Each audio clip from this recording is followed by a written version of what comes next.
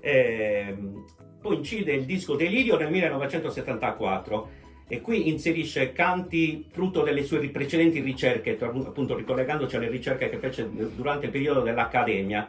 Nel 75 incide Dies Irae, che è un disco di canti gregoriani, un disco bellissimo, in latino e sardo, accompagnato da un'orchestra diretta dal maestro Luciano Michelini, che rimase estasiato dalle musiche, dalla sua voce e dall'intensità della sua interpretazione. Appunto la popolarità le fa acquisire sicurezza, per cui ormai lei è sicura di sé, accetta tutto, cioè voglio dire tra virgolette, tutto ciò che la potrebbe valorizzare l'immagine, tant'è vero che fa il periodo che gli viene proposto di girare alcuni film.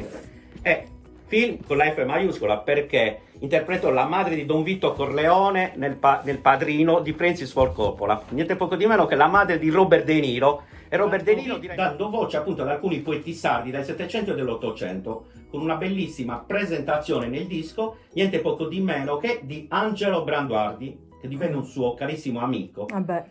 Nel frattempo rompe i rapporti col marito, lei vabbè non so, comunque si lasciarono, conosce un architetto più giovane di 10 anni, un certo Alberto Mancini. Hai capito? E si innamora. Si innamora e nacque il suo primo e unico figlio, David. E quindi lei era felicissima per questo bellissimo evento. Per una donna, si sentì finalmente donna a tutti gli effetti. E nel marzo del 1900